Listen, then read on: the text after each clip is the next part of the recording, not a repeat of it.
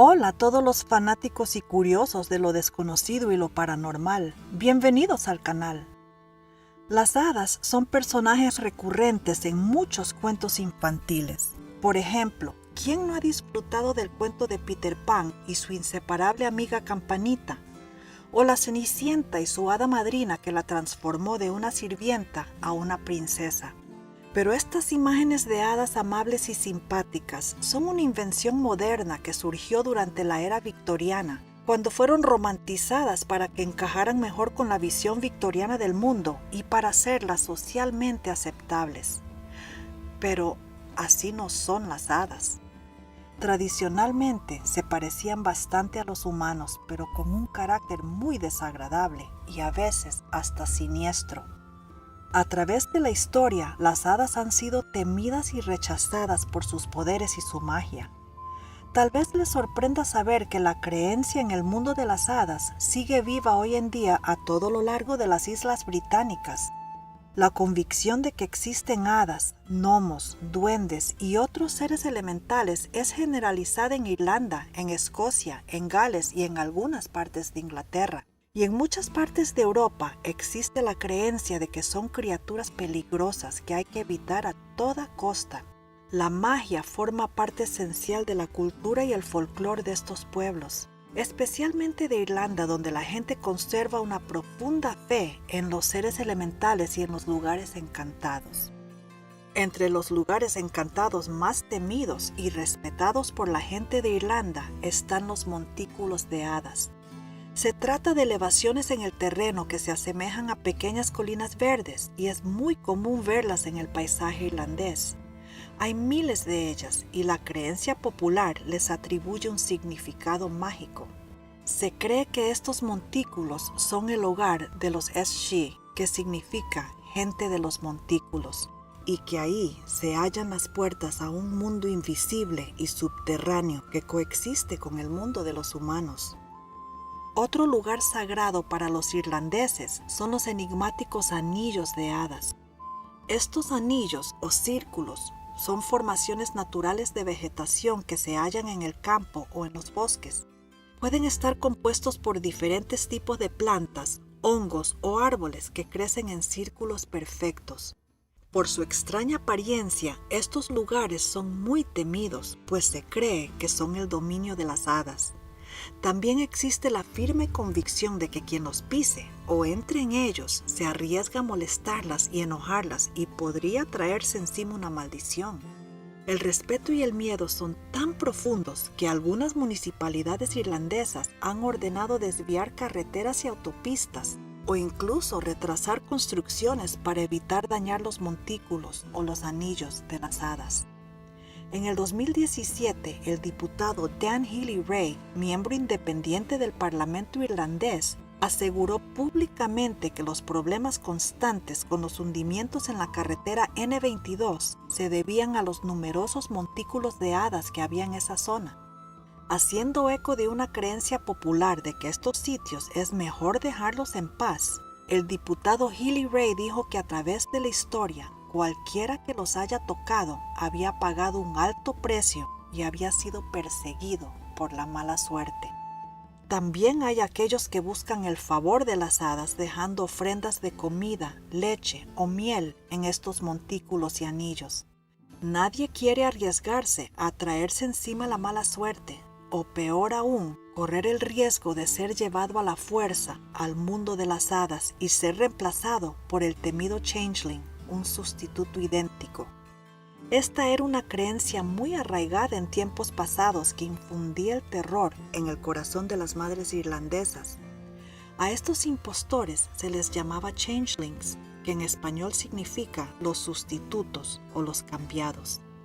Muchos creían que las hadas se llevaban a niños pequeños y los reemplazaban con un sustituto idéntico. La población entera creía firmemente que estos incidentes ocurrían en la vida real. Estos niños sustitutos o cambiados eran ellos mismos hadas que se dejaban en lugar del niño humano. Se decía que los cambiaban por una de tres razones: para convertirlo en esclavo, o para que las hadas tuvieran el amor de un niño humano, o por simple maldad y venganza. Existían síntomas que inmediatamente levantaban sospecha entre las madres. Cuando un bebé se enfermaba inexplicablemente o se veía afectada su movilidad, se comenzaba a sospechar de la intervención de alguna hada que había cambiado al verdadero niño. La gente les tenía terror a estos supuestos sustitutos y a veces terminaban abandonándolos lejos del pueblo. Pero no siempre eran bebés los que eran cambiados, a veces eran adultos. En ocasiones la gente se volvía fanática por causa de sus creencias. Uno de los casos más conocidos de una persona que se creía había sido cambiada fue el caso de Bridget Cleary. Sucedió en el año 1895, en plena era industrial, y llegó a ser noticia de primera plana en casi todos los periódicos del mundo. Bridget era una alegre muchacha de 26 años que vivía con su esposo y con su padre. Había estado casada con Michael Cleary por 8 años y a diferencia de la mayoría de sus vecinos, ambos esposos eran personas con educación que sabían leer y escribir, ganaban bien y vivían en una de las mejores casas del pueblo. Bridget era una modista y costurera muy talentosa y también diseñaba sombreros. Además, criaba gallinas y vendía huevos, haciendo las entregas ella misma. El 4 de marzo de 1895, Bridget salió temprano para llevar unos huevos a la casa de su primo Jack, que vivía a 3 kilómetros de distancia. El día anterior había nevado y el frío era intenso. En el camino había un antiguo anillo de hadas que los lugareños conocían y temían. Nadie se atrevía a acercarse demasiado al anillo por si ofendía a las hadas. Pero Bridget no tenía otra opción que pasar por ahí para cumplir con su encargo. Todo pareció normal y luego de la entrega, Bridget regresó a su casa, donde trató de calentarse junto al fuego. Sin embargo, no lograba quitarse el frío del cuerpo. Al día siguiente despertó con escalofríos y dolor de cabeza. Su estado empeoró durante la semana y Bridget permaneció en cama muy enferma. El 9 de marzo había empeorado tanto que llamaron al médico para que la examinara. El doctor diagnosticó una leve bronquitis y dijo que no era nada grave. Le recetó un jarabe para la tos y se marchó. Al día siguiente, en vista de que no mejoraba, sino que al contrario estaba aún peor, Michael, el esposo de Bridget, junto con el padre de la chica, comenzaron a sospechar que esto era obra de las hadas. Era consecuencia de que Bridget había pasado al lado del círculo de hadas cuando fue a entregar los huevos y probablemente hasta lo había pisado. Michael determinó que esta persona que estaba en cama con fiebre y tos no era su esposa, sino que era una sustituta. Según él, a su esposa la habían secuestrado las hadas y habían dejado a un changeling, un hada enferma, en su lugar. Llamaron al sacerdote del pueblo, el padre Ryan, para que la examinara. El cura, al igual que el médico el día anterior, tampoco vio nada de qué preocuparse y se fue. Al día siguiente la fiebre era tan alta y la condición de Bridget había empeorado a tal punto que comenzó a delirar. Esto enseguida fue interpretado por su padre y por su esposo como señal segura de que no era Bridget, sino una malvada hada que había usurpado su lugar. Contactaron al curandero del pueblo, un llamado doctor de hadas, y también a un herbalista para que vinieran a ayudarles a librarse del hada. Con la ayuda de varios parientes del esposo, comenzaron los rituales para recuperar a Bridget de las garras de estos seres malvados.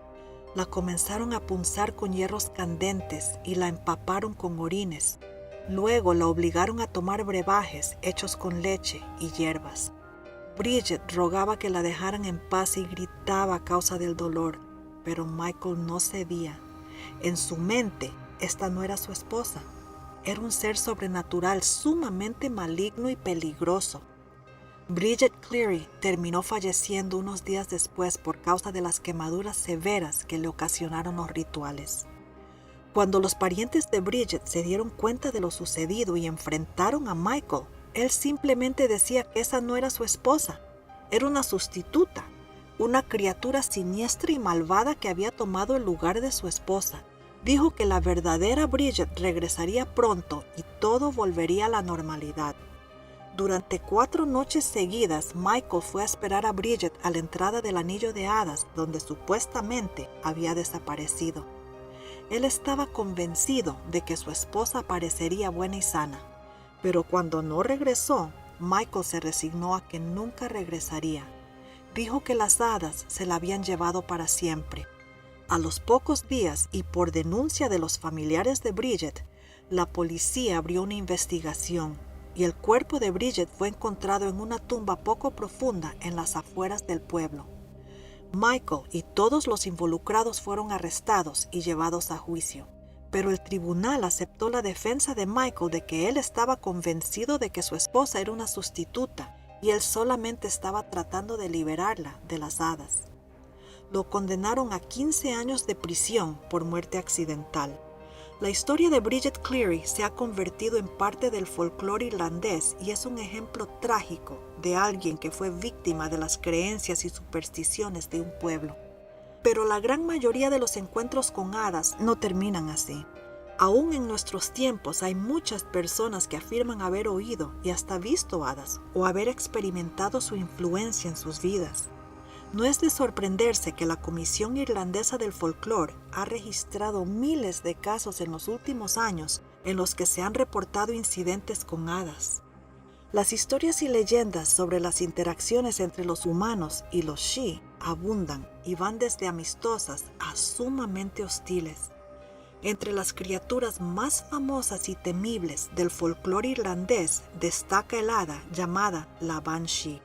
También se la conoce como la bruja de las nieblas o la lavandera, porque suele aparecerse cerca de un río o un lago lavando la ropa del que está próximo a fallecer. A veces se presenta como una joven y bella mujer que llora y gime inconsolablemente con gritos de tristeza y de dolor. Otras veces se presenta como una anciana que emite lamentos de dolor y pena mientras peina su larga cabellera blanca. En Irlanda hay una creencia profundamente arraigada de que jamás se debe recoger un peine que se encuentre tirado o caído en el suelo. Ese peine podría pertenecer a la Banshee, quien vendrá a tu casa a reclamártelo si te lo llevas. En ocasiones no se la ve, solamente se puede escuchar su llanto y sus gritos desgarradores. El que ya la ha escuchado reconoce de inmediato ese aullido espeluznante. La Banshee no es portadora de buenas noticias. Al contrario, solo se muestra para presagiar la muerte cercana de alguien. Esta hada está ligada a ciertos clanes o familias irlandesas y durante siglos les ha advertido cuando alguno de sus miembros va a fallecer. Una de estas personas fue el expresidente de Estados Unidos, John Fitzgerald Kennedy. Sus padres venían de Irlanda y escalaron posiciones para llegar a ser una familia importante e influyente en la política estadounidense. La noche antes de que falleciera el presidente Kennedy en Dallas, el 22 de noviembre de 1963, la Banshee lloró. Según cuenta el conocido hombre de negocios irlandés James O'Barry, él ha oído el llanto de la Banshee 3 veces en su vida. James O'Barry era un exitoso empresario irlandés que tenía varios años de vivir en Estados Unidos.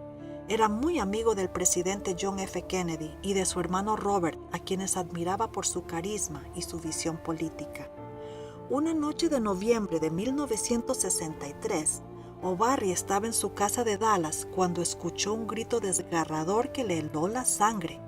Era el llanto de la Banshee, el hada que anunciaba la muerte de alguien de su familia. O'Barry recordó que su abuelo le había contado que su clan estaba entre los pocos que tenían vínculos con la Banshee y sintió un escalofrío. Al día siguiente se enteró de que el presidente Kennedy había fallecido como resultado de un atentado en Dallas y se quedó atónito. ¿Acaso la Banshee le había avisado de la muerte de su amigo o había alguien más de su familia en peligro? 2 días después recibió una llamada de Irlanda. Su primo Patrick había fallecido de un infarto. O'Barry no pudo evitar pensar que la Banshee había llorado por los dos. Otra hada temida que muchos afirman haber visto es la Lonnan Sidhe. Es una criatura sobrenatural que persigue a los hombres que son artistas o poetas o escritores. En los caminos oscuros, solitarios y brumosos, se les aparece como una joven y hermosa seductora. Los hombres caen rendidos ante su belleza. Suelen morir pronto ya que ella los hiere con alguna enfermedad o con un accidente. Pero hay ocasiones en que el hombre le agrada a la Lananshi.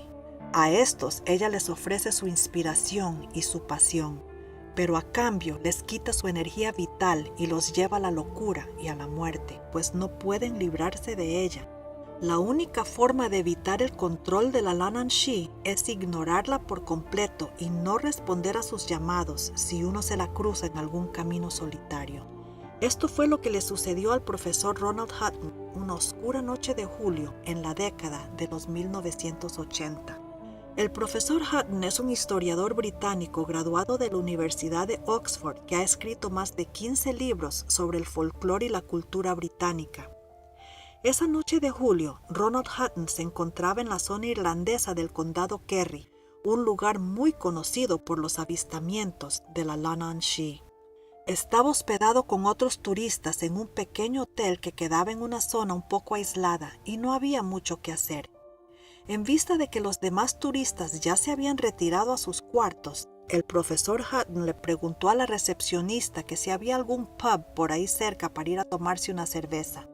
Ella le dijo que el pub más cercano estaba a 4 kilómetros por una carretera oscura que bordeaba unos acantilados rocosos junto al mar. El profesor miró por la puerta y a pesar de que eran cerca de las 9 de la noche, todavía estaba claro. Vio que afuera reinaba el silencio y que una densa niebla cubría el horizonte. Pero como la niebla estaba lejos aún y no había oscurecido, se animó a caminar los 4 kilómetros hasta el pub. Aunque la carretera serpenteaba y a veces se acercaba demasiado a los acantilados, él pudo llegar al lugar sin ningún problema y pasó un rato ameno y agradable charlando con varios académicos que se reunían habitualmente en ese lugar. Como a eso de las 12 de la noche, decidió regresar al hotel donde estaba hospedado. Se despidió de sus nuevos amigos y salió del pub a la calle. Se sorprendió al ver que una niebla espesa se había sentado a todo alrededor. Había unos pocos faroles en las calles del pueblo, pero saliendo más allá del pueblo a la carretera de regreso, no había nada. La oscuridad era absoluta. El camino se volvió sumamente peligroso porque había áreas pantanosas de un lado y del otro lado estaban los acantilados y el mar. La oscuridad y la niebla le impedían ver sus pasos. Pronto una sensación de horror se apoderó de él, como si la noche no fuera solo sombría, sino también maléfica. Mientras caminaba por el sendero, comenzó a escuchar un sonido a su izquierda y comenzó a sentir una presencia ahí entre la vegetación y las rocas. Y luego oyó pasos detrás de él sobre el mismo sendero. No eran los suyos porque sus botas sonaban diferente y los pasos que lo seguían no coincidían con su ritmo. El profesor Hutton disminuyó su marcha y caminó más despacio. Con horror notó que la otra persona también había bajado la velocidad. Se dio cuenta de que no era un simple transeúnte que compartía la ruta solitaria y oscura. Tenía que haber salido del campo, atravesando los pantanos para seguirlo por el sendero. Nadie se atrevería a vagar por los pantanos en una noche tan negra y brumosa, con el peligro de ahogarse. Además, la gente del lugar era muy amable y cordial. Nadie se acercaría tanto a él sin saludarlo o hacerse notar. El profesor aceleró el paso, y los pasos detrás de él también se hicieron más rápidos. Entonces recordó a la Lananshi y a las advertencias de los lugareños de no andar solo por estos caminos oscuros y desiertos. También recordó que no había que dirigirle la palabra ni reconocer su existencia. Si él preguntaba, ¿quién está ahí?, estaría perdido, sería suyo. Pero si la ignoraba, quizás se cansaría y lo dejaría tranquilo. El profesor Hutton se detuvo y se escondió, agazapado detrás de una gran roca al borde del camino. Los pasos que venían tras él se detuvieron de golpe. Ahí permaneció el profesor lo que le pareció una eternidad, esperando a ver si la persona seguía su camino. Pero no fue así. no se oyó ningún paso más.